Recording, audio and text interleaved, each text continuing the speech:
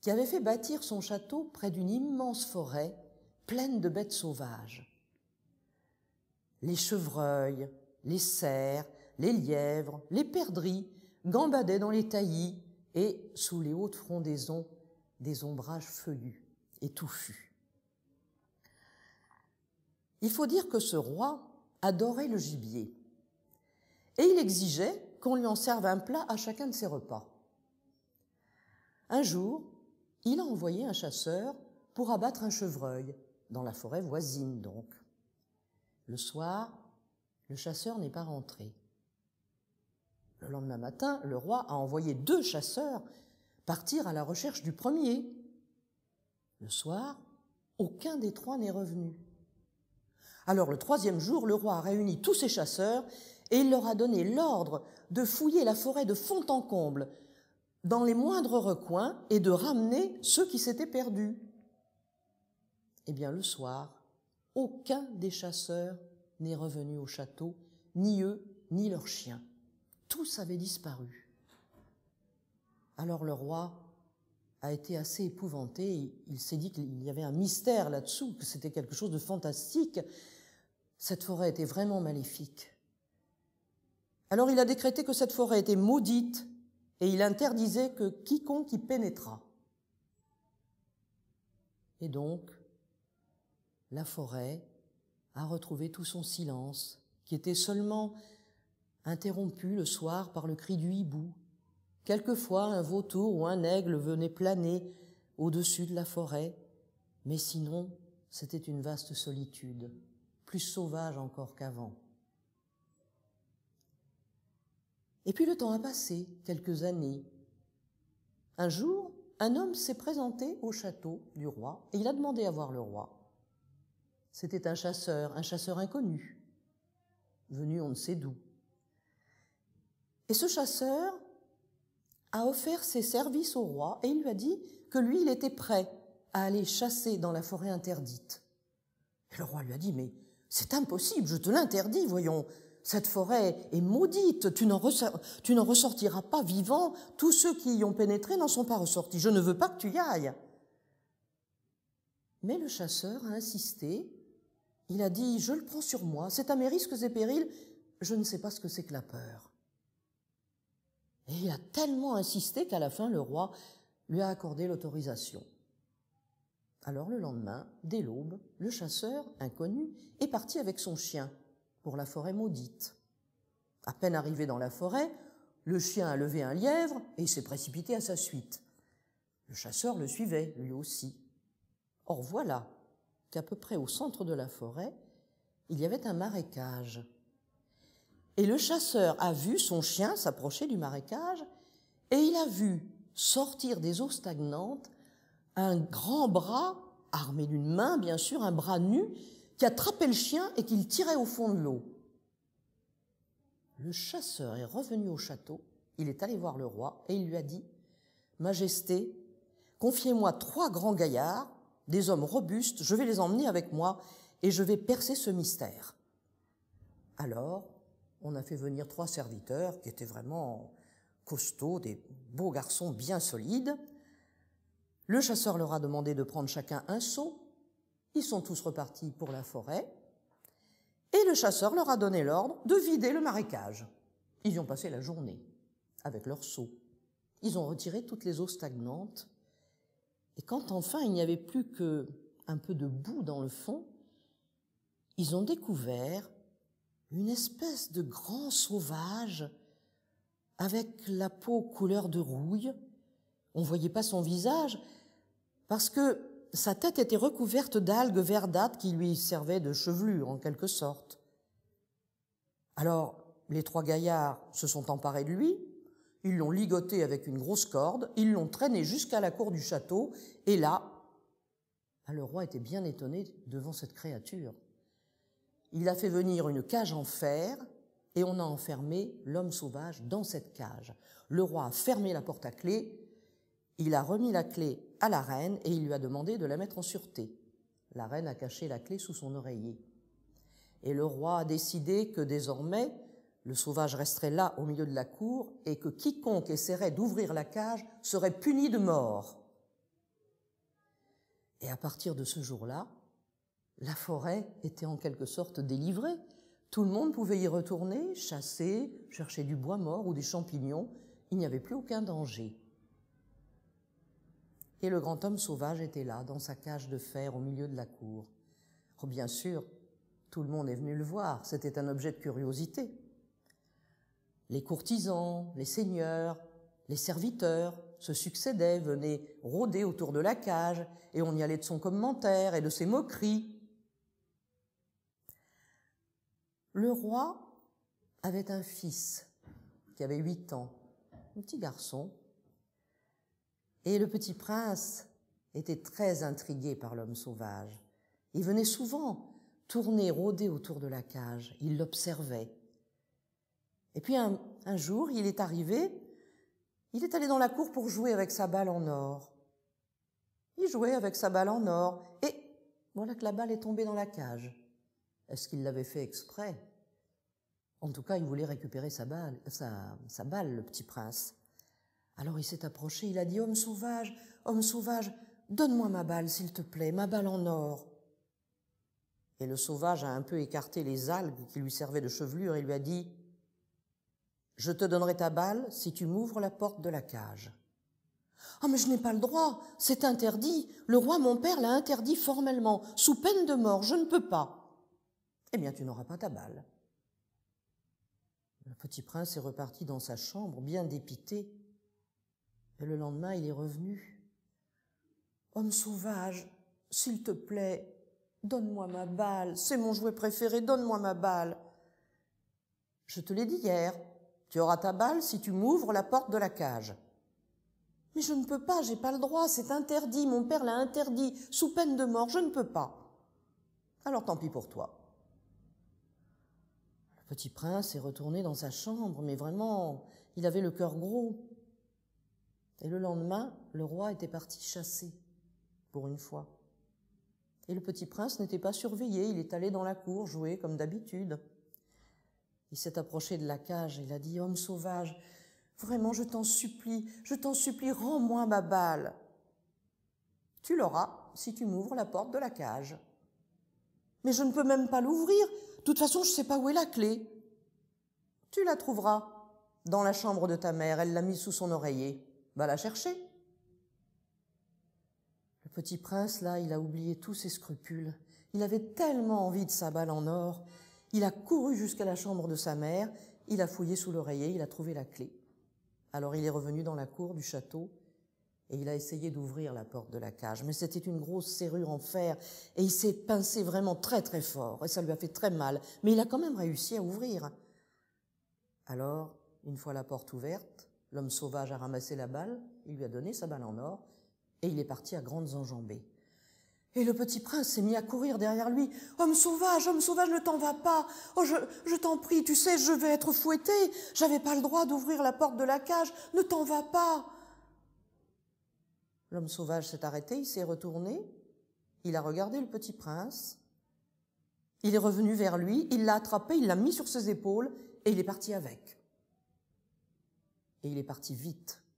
Et il est allé rejoindre la forêt. Et là, le cœur de la forêt où il savait trouver une cachette sûre. Le soir, le roi est rentré de la chasse. Il a trouvé la porte de la cage ouverte. Il a dit « Mais enfin, qui a ouvert la porte de la cage ?» Il a fait venir sa femme, la reine, et il lui a demandé des explications. Mais la reine ne savait rien. Elle a couru jusqu'à sa chambre et elle a constaté que la clé avait disparu, elle n'était plus sous son oreiller. Elle a appelé son fils. Personne ne répondait. Alors on a cherché le petit prince partout, dans tout le palais, dans tout le château, et même aux alentours. Mais il n'était nulle part. Alors, on a bien compris ce qui s'était passé. Et le roi a décrété le grand deuil à la cour. C'était l'affliction générale. Ce petit prince, tout le monde l'aimait. Les parents étaient inconsolables. Pendant ce temps-là, ce soir-là, dans la forêt, l'homme sauvage avait réussi à trouver une cachette à l'endroit le plus sauvage, le plus touffu, le plus inextricable de la forêt. Il savait bien qu'on ne viendrait pas le chercher là. Alors il a pris l'enfant, il l'a déposé sur le sol devant lui. Et il lui a dit, « N'aie pas peur, je ne te ferai pas de mal. Non, non, d'abord parce que tu m'as délivré. Je t'en suis reconnaissant. Et puis en plus, tu as bon cœur, j'ai pitié de toi, j'ai pas l'intention du tout de te faire de mal. Seulement je vais te dire, maintenant, tu ne reverras plus ni ton père ni ta mère. Tu vas rester auprès de moi. Je vais te donner un travail. Si tu le fais bien, tout ira bien pour toi. Sinon, je ne pourrai pas te garder. Tu sais, je suis très riche et j'ai de grands pouvoirs. » Là-dessus, l'homme sauvage a préparé un lit de mousse pour faire dormir le petit garçon qui était bien fatigué après toutes ses émotions. Et le lendemain, l'homme sauvage l'a emmené au bord d'une source d'or. L'eau de cette source était pure, limpide, cristalline. Alors l'homme sauvage a dit à l'enfant, « Voilà quel va être ton travail. Tu vas rester au bord de cette source et tu vas surveiller. Tu vas faire bien attention que rien ne vienne troubler la pureté de cette eau. Rien ne doit tomber dans la source. Tu m'entends? Ce soir, je viendrai vérifier si tu as bien fait ton travail. » Et l'homme sauvage est parti. Le petit prince, il est resté là, au bord de la source. Au début, il s'amusait à regarder les poissons d'or, les serpents d'or qui allaient et qui venaient dans cette eau si pure, si cristalline, c'était très joli. Mais au bout d'un moment, il avait mal à son doigt. Il s'était pincé vraiment très très fort en ouvrant la porte de la cage. Et vraiment, sans y penser, il avait tellement mal à son doigt, il a trempé son doigt dans l'eau. Oh! Aussitôt, il l'a retiré. Son doigt était tout doré. Il a eu beau le frotter et le refrotter avec son mouchoir. Impossible d'enlever cette dorure, le doigt restait doré. Oh, le petit prince, il était vraiment désolé, il l'avait vraiment pas fait exprès. Et puis il avait peur. Alors le soir, quand l'homme sauvage est arrivé, le petit garçon, il a mis ses mains dans son dos. Et l'homme sauvage lui a dit, « Qu'est-ce qui est arrivé à la source d'or ?»« Rien du tout. »« Je sais qu'il est arrivé quelque chose, montre-moi tes mains. » Et le petit garçon a dû montrer ses mains, et l'homme sauvage a vu son doigt tout doré. « Tu n'as pas bien surveillé la source. Bon, enfin, je passe pour cette fois, nous recommencerons demain, mais il faut être très vigilant. » Le lendemain, l'homme sauvage a reconduit le petit garçon au bord de la source d'or et lui a dit « Attention cette fois, rien ne doit troubler l'eau de cette source, tu vois comme elle est pure. Fais bien attention, je reviendrai ce soir. » Le petit prince, il se tenait là au bord de l'eau, puis comme il avait très mal à son doigt, il avait très peur aussi de le tremper à nouveau, sans y penser, comme ça. Alors il a mis son doigt dans ses cheveux, puis il le tournait comme ça, et tout d'un coup, il y a un cheveu qui est tombé à la surface de l'eau. Vite, le petit garçon, il a retiré le cheveu, mais le cheveu était déjà tout doré. Et quand l'homme sauvage est venu le soir, il savait déjà tout. Il lui a dit, « Je peux pas te faire confiance, hein. Encore aujourd'hui, quelque chose est tombé dans la source. Tu as laissé tomber un cheveu. Tu ne fais pas bien ton travail. Tu n'as plus qu'une chance, je te préviens, demain encore. Mais alors, cette fois, si tu ne réussis pas, je ne pourrai pas te garder, je te l'ai dit. » Alors, le lendemain, le petit prince, il était de nouveau devant la source d'or. Et alors là, pour être sûr de ne pas faire tomber ses cheveux, il a mis ses mains derrière son dos, il les tenait bien serrés comme ça. Et puis c'était long la journée, alors pour se distraire un peu, il se regardait dans le miroir de l'eau, il regardait son visage, il se faisait des grimaces, et puis s'est tellement penché qu'à un moment, toute sa chevelure, qui était longue, qui lui tombait sur les épaules, elle s'est répandue à la surface de la source. Oh, le petit prince, il a rejeté sa tête en arrière. Mais c'était trop tard.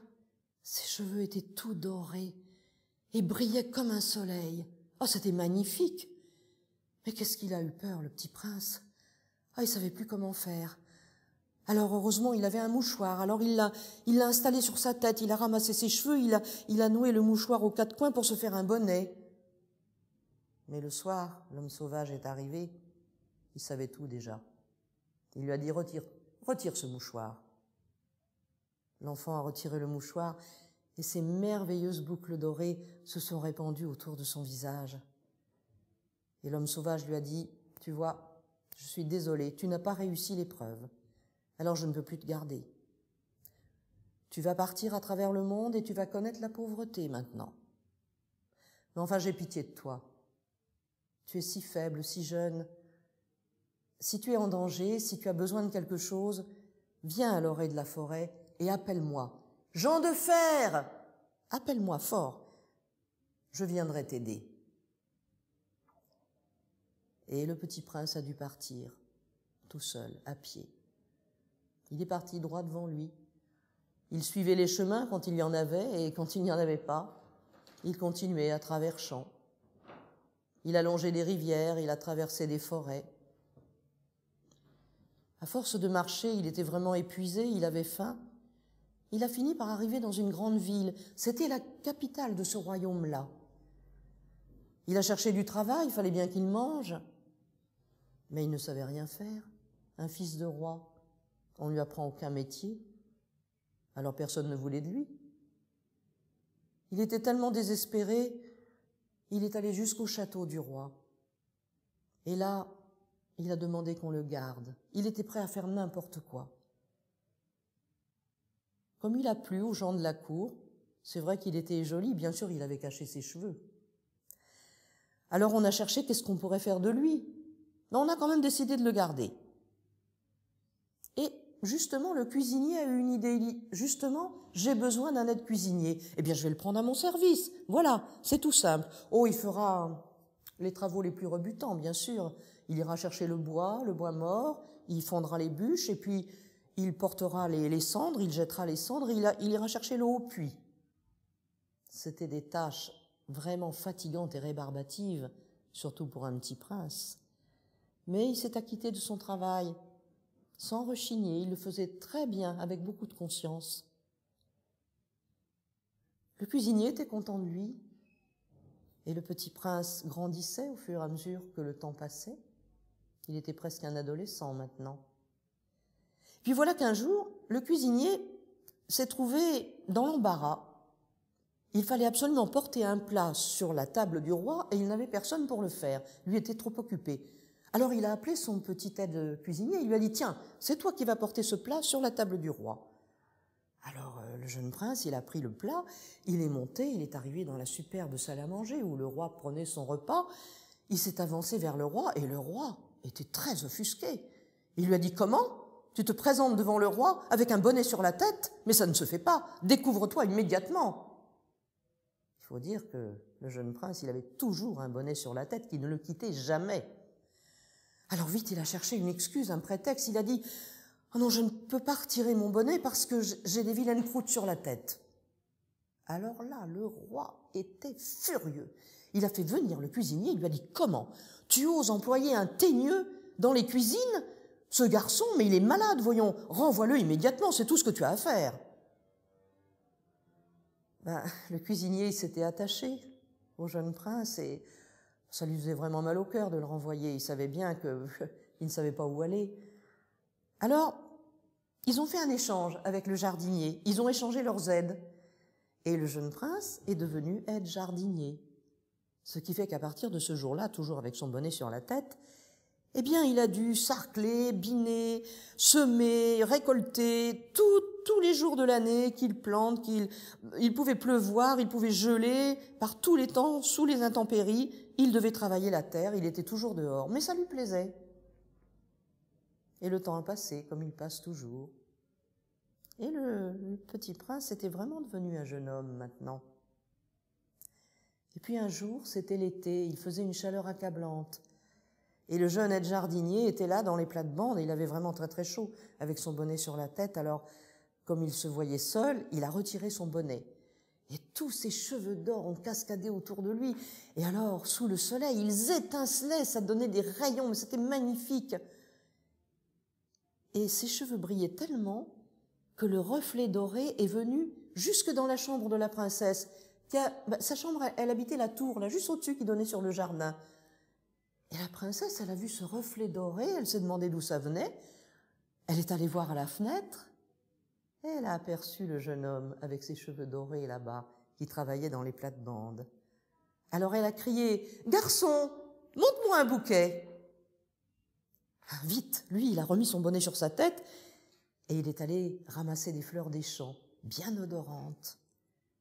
Et comme il montait le bouquet dans la chambre de la princesse, il a rencontré son maître, le jardinier, et qui lui a dit « Où vas-tu comme ça ?»« Ah ben, je vais porter un bouquet à la princesse, elle me l'a demandé. »« Comment ? Un bouquet pour la princesse ? Tu lui apportes de simples fleurs des champs, mais va tout de suite chercher les fleurs les plus belles et les plus rares dans le jardin, des roses, enfin je ne sais pas, pour la princesse, enfin. » « Non, je pense qu'elle sera très contente de ce bouquet, il est très odorant, je suis sûre qu'elle va l'apprécier. » Et donc il est rentré avec ses fleurs des champs dans la chambre de la princesse, qui l'attendait. Dès qu'il est entré dans la pièce, elle s'est précipitée vers lui, et hop, elle lui a enlevé son bonnet. Et les cheveux d'or sont apparus, les boucles d'or magnifiques. Mais lui, il a repris son bonnet, il l'a remis sur sa tête, il a donné les fleurs. La princesse a beaucoup aimé ce bouquet, elle a trouvé qu'il sentait très bon. Elle l'a posé sur la table et elle lui a donné une poignée de pièces d'or pour le remercier. Mais le jeune prince, il ne savait que faire de ces pièces d'or. Il les a données au jardinier, il lui a dit « Tiens, tes enfants pourront s'amuser avec. » Le lendemain, la princesse, elle guettait à sa fenêtre. Dès qu'elle a vu apparaître l'aide jardinier, elle lui a crié « Garçon, monte-moi un bouquet !» Le jeune homme est de nouveau allé chercher des fleurs des champs, bien odorantes, bien colorées. Toujours le bonnet sur la tête, il est remonté. Et la princesse lui a dit de nouveau « Mais enfin, on ne se présente pas couvert devant la princesse, retire ton bonnet !» Elle a bien essayé de lui enlever, mais cette fois-ci, il le tenait à deux mains, elle n'a pas pu y arriver. Il lui a donné les fleurs, elle lui a redonné une poignée de pièces d'or. Il s'en est débarrassé comme la veille, il les a données au jardinier pour que ses enfants puissent s'amuser avec. Le troisième jour, la princesse, elle attendait vraiment, impatiemment, la venue du jardinier dans le jardin. Elle l'a appelé « Garçon, monte-moi encore un bouquet !» Ah, cette fois-ci, encore, elle a essayé de lui enlever son bonnet, elle n'a pas réussi, et il lui a refusé ses pièces d'or. Ça aurait pu continuer comme ça un certain temps, seulement voilà, le roi voisin a envahi le pays. Bon, c'était un ennemi, l'ennemi juré du père de la princesse, et puis il avait une armée très puissante, bien plus puissante que celle de son père. Alors le roi, il a dû partir aux frontières défendre son pays, avec tous les hommes valides. Et le jeune prince, il a dit « Mais moi maintenant je suis grand, moi aussi je veux partir à la guerre, moi aussi je veux défendre le roi, je veux combattre !» Alors là, ça a été la rigolade, hein. Le chef jardinier, tous les autres qui travaillaient avec lui, « Ah, regardez-le, il veut partir à la guerre, non mais tu te prends pour qui? Tu te crois peut-être être un chevalier? Bon, écoute, mais il disait « Mais si, donnez-moi un cheval, je veux aller à la guerre. » Bon, écoute, t'iras, quand on sera parti, va à l'écurie, on t'en aura laissé un de cheval. Et ils sont partis en se moquant de lui. Alors, une fois qu'ils se sont éloignés, le jeune prince est allé à l'écurie. Il a trouvé un pauvre cheval misérable, famélique, boiteux. Il avait une patte toute tordue, il clopinait misérablement. Ça fait rien. Le jeune prince est monté sur son cheval boiteux, triple patte, mais il n'est pas allé sur le champ de bataille. Il est allé à l'orée de la forêt. Et il a crié « Jean de fer! Jean de fer! Jean de fer !» Aussitôt, l'homme de fer, l'homme sauvage, est apparu devant lui. « Que veux-tu de moi ?»« Ah, je voudrais aller à la guerre. Je veux aller défendre le roi. Il me faut un cheval. »« Tu vas l'avoir, et beaucoup mieux que ce que tu crois. » Et aussitôt, un palefrenier est arrivé, il conduisait par la bride un étalon fougueux, un cheval magnifique. En plus, il tenait sur l'autre bras une armure avec des armes, tout ce qu'il fallait. Et par derrière arrive un escadron bardé de fer, le sabre au clair. Mais alors, terrible, hein, un escadron de soldats, mais bardé de fer. Alors, le prince a revêtu son armure, il a pris ses armes, son bouclier, il est monté sur son cheval fougueux et il est parti droit pour la bataille. Oh, Quand il est arrivé, c'était pas brillant. Oh, l'armée du roi était presque défaite. La plupart des soldats, des chevaliers avaient été tués, les autres étaient sur le point de s'enfuir, c'était la débâcle. Et voilà le jeune homme qui se met à fondre sur l'ennemi, mais comme un ouragan qui ravage tout sur son passage, avec son escadron de fer derrière lui. Ah, il n'en a pas laissé réchapper un seul, c'est pas compliqué, il les a taillés en pièces, et les fuyards, il les a poursuivis, ils ont tous été exterminés. Et puis après ça, il est parti au galop, avec ses escadrons, enfin son escadron de fer, ses soldats. Il est reparti pour la forêt, et arrivé à la lisière, il a crié « Jean de fer! Jean de fer! Jean de fer !» L'homme sauvage est arrivé. « Que veux-tu de moi ?»« Eh bien, je veux te rendre ton escadron qui m'a bien servi, ton cheval fougueux, ton armure, et je vais reprendre mon triple patte. » Et il a repris son pauvre cheval pour rentrer au château. Pendant ce temps-là, le roi lui aussi était rentré au château, et sa fille, la princesse, était venue à sa rencontre pour le féliciter de sa victoire. Et le roi, honnêtement, lui a dit « Bien, je n'ai aucun mérite. Ce n'est pas moi. La victoire, ce n'est pas mon fait. Non, il y a un chevalier inconnu qui est arrivé au moment le plus critique de la bataille. Il a fondu sur l'ennemi, il a tué tout le monde. Enfin, c'est lui qui a obtenu la victoire. » « Ah bon ?» a dit la princesse. « Et qui est ce chevalier ?»« Ben, je ne sais pas, justement, dit le roi. Il est parti aussi vite qu'il était venu, je ne sais pas qui c'est. »« Ah » dit la princesse. « Ah bon ?» Le soir même, elle est allée trouver le jardinier. Elle lui a demandé des nouvelles de son aide jardinier. Et le jardinier qui dit « Oh, alors celui-là, oh là là, il nous a dit qu'il était parti à la bataille, tu parles, on lui a dit « Mais derrière quelle haie tu t'es caché pour dormir ?» Et puis tout le monde s'est moqué de lui, naturellement. « Ah ben, en voilà un fier soldat !» Mais lui, il disait que c'était lui qui avait fait le plus gros de la besogne et que s'il n'avait pas été là, l'armée du roi aurait été défaite. Vous vous rendez compte, la rigolade? La princesse n'a rien dit. Elle est allée trouver son père et elle lui a dit « Mon père, j'ai une idée. Si vous organisiez une grande fête, comme on le fait une fois par an, vous pourriez organiser une grande fête, il y aurait des tournois et je lancerai une pomme d'or. 3 jours de suite. Je me dis que peut-être le chevalier inconnu qui est venu à votre secours, il viendra peut-être à la fête. » « C'est une très bonne idée, a dit le roi. Alors il a organisé la fête, on a fait savoir dans tout le pays qu'il y aurait des joutes, des tournois et que la princesse lancerait une pomme d'or. Alors bien sûr, il y avait foule. Tous les chevaliers des environs sont arrivés avec des chevaux superbes. Et puis il y avait aussi beaucoup de belles dames, de nobles dames. Enfin, il y avait vraiment beaucoup de monde au château. Eh bien, le prince, qu'est-ce qu'il a fait, lui? Il est parti à l'oreille de la forêt. Il a crié « Jean de fer! Jean de fer! Jean de fer !» Aussitôt, l'homme sauvage était devant lui. « Que puis-je faire pour toi? Je voudrais me rendre à la fête et je voudrais que ce soit moi et moi seul qui attrape la pomme d'or que va lancer la princesse. »« Oh, c'est comme si tu l'avais déjà. Mais attends, il te faut un cheval couleur de feu aujourd'hui, et une armure rouge, et des armes, bien sûr. » Et aussitôt, le prince a eu tout ce qu'il voulait. Un magnifique cheval feu, une armure rouge, et c'est dans cet équipage qu'il est parti au château rejoindre les autres chevaliers. Et comme il avait baissé sa visière, personne ne pouvait le reconnaître. Naturellement, il a été vainqueur dans les tournois. Et quand la princesse a jeté sa pomme d'or, qui croyez-vous qu'il a attrapé? Lui, le jeune prince, lui seul. Seulement, dès qu'il a eu la pomme, il a piqué des deux et il est parti au grand galop, il a disparu dans un nuage de poussière. Le roi a dit « Mais c'est incroyable, enfin il aurait dû se présenter devant moi, mais je ne sais pas de qui il s'agit, je ne connais pas son nom. » La princesse a dit « Oh, il reviendra peut-être demain. » Alors le lendemain, la fête battait son plein de nouveau. Le prince est allé de nouveau à l'orée de la forêt. « Jean de fer, Jean de fer, Jean de fer !» Et l'homme sauvage était là. « Alors, que veux-tu encore ? » « Eh bien, je voudrais encore aujourd'hui que ce soit moi qui attrape la pomme d'or lancée par la princesse. »« Bon, c'est comme si tu l'avais déjà. D'ailleurs, il te faut bien autre chose, hein ?» Et cette fois-ci, l'homme de fer lui a fait cadeau d'un cheval blanc comme neige et d'une armure immaculée, toute blanche. Et il est parti avec son bouclier, ses armes. La visière baissée, personne ne pouvait le reconnaître. Encore une fois, il s'est illustré dans les tournois. Et c'est lui qui a attrapé la pomme, naturellement. Mais aussitôt, il a éperonné son cheval, il a filé comme une flèche, il a disparu de nouveau dans un nuage de poussière.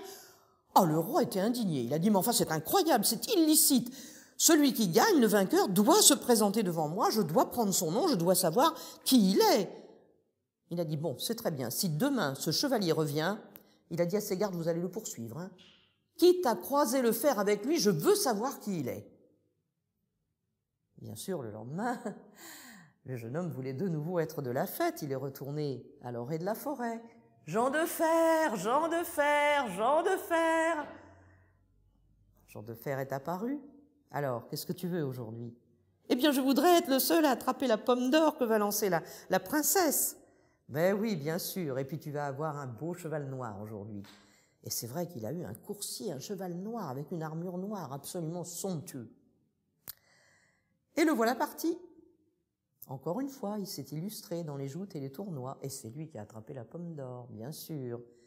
Mais il est parti, comme d'habitude. Il a commencé à galoper. Mais à ce moment-là, les gardes qui avaient été envoyés par le roi se sont lancés à sa poursuite. Et il galopait aussi. Et il avait beau galoper, les autres gagnaient du terrain. Il y en a même un qui a réussi avec son épée à le toucher à la cuisse. Oh, pas très gravement, mais il l'a quand même, il l'a blessé. Alors là, le prince, il a redoublé, il a éperonné son cheval, il a galopé encore plus vite. Il a fini par échapper à ses poursuivants, mais alors il galopait tellement vite que son aume a été rejeté en arrière, il l'a perdu en route, et alors tous ses cheveux d'or sont apparus et tous les gardes l'ont vu. Ils ont vu sa magnifique chevelure. Et puis il est parti comme ça, il a disparu à l'horizon. Alors les gardes sont venus trouver le roi et ils ont raconté ce qu'ils avaient vu. La princesse se trouvait là. Alors la princesse, elle a raconté au roi tout ce qu'elle savait, elle lui a dit aussi, elle lui a délivré le fond de sa pensée. Et elle a convaincu le roi de convoquer l'aide jardinier pour le lendemain. Alors, le lendemain, entre-temps, la princesse était allée voir le jardinier. Elle lui a demandé des nouvelles de son aide-jardinier. L'autre qui dit « Oh, c'est un vrai phénomène, celui-là. » Mais c'est incroyable. Il est rentré hier soir, après 3 jours d'absence. Il a prétendu qu'il était allé aux fêtes, oui, aux fêtes royales, et que c'était lui qui avait gagné les pommes d'or. D'ailleurs, il les a montrées à mes enfants. Non, mais c'est incroyable. La princesse est revenue auprès de son père, et elle a vraiment insisté pour qu'il rencontre l'aide-jardinier. Alors on a fait venir l'aide-jardinier dans la grande salle du trône, tous les courtisans étaient là, il y avait beaucoup de monde. Le jeune homme est entré, la princesse tout doucement est arrivée derrière lui et hop, elle lui a enlevé son bonnet. Et tous les cheveux d'or se sont répandus sur ses épaules, ces boucles d'or magnifiques qui brillaient comme un soleil. Et tout le monde dans la salle a poussé un cri d'admiration, les gens étaient éblouis de voir ça. Et puis il était très beau, le jeune homme en plus. Alors, le roi l'a bien regardé et il lui a dit « Est-ce toi, le chevalier, qui est venu sous 3 couleurs différentes, 3 jours de suite à la fête et qui a réussi à attraper les pommes d'or qu'a lancé ma fille ?»« Oui, » a dit le jeune homme. « D'ailleurs, les pommes, les voilà. » Et il a sorti les pommes d'or qu'il avait évidemment sur lui. « Et je suis aussi le chevalier qui est venu vous aider le jour de la grande bataille. C'est moi qui suis venu à votre secours et qui ai remporté la victoire. » Ah, le roi l'a regardé et lui a dit « Mais enfin, ce n'est pas un aide-jardinier qui accomplit de tels exploits. Qui es-tu? Qui est ton père ?»« Mon père est un grand roi, très riche, très noble. » Eh bien, le roi lui dit « Je suis ton obligé. Tu m'as rendu vraiment de très grands services. Qu'est-ce que je peux faire pour te récompenser ?»« C'est très facile, dit le prince. Donnez-moi la main de votre fille. » La princesse s'est mise à rire, elle a dit « Oh, mais il y va pas par 4 chemins, celui-là !»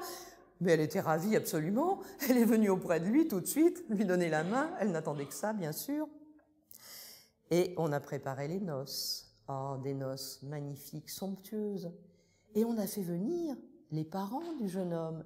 Et Dieu sait s'ils étaient contents, imaginez, ils pensaient avoir perdu leur fils pour toujours, et ils le retrouvaient là, un beau jeune homme avec des cheveux d'or. Vous pensez s'ils étaient heureux ? Alors, il y a eu un grand festin, et en plein milieu du festin, la musique s'est arrêtée, la porte du château s'est ouverte en grand, et on a vu arriver un superbe monarque, dans un costume d'apparat, une grande traîne d'or et avec une couronne d'or sur la tête, une grande barbe. Et cet homme s'est avancé et il a dit « Je suis l'homme de fer, le roi Jean. » Oui, j'avais été ensorcelé, j'ai subi un très mauvais sort pendant longtemps, mais le prince m'a délivré. Et comme je lui en suis fort reconnaissant, je lui lègue tous mes biens et toute ma fortune. Moi, je vais me retirer du monde. Et c'est comme ça que le jeune prince s'est retrouvé, à la mort de son père, bien sûr, enfin à la mort du roi, il est monté sur le trône, il se retrouvait un des rois les plus puissants de la terre, les plus riches. Mais comme il avait connu l'adversité et la pauvreté, il a régné avec beaucoup de justice. Il était très aimé de son peuple et surtout aimé de son épouse, avec qui il a eu de nombreux enfants. Et ils ont tous désormais vécu dans la paix et l'harmonie.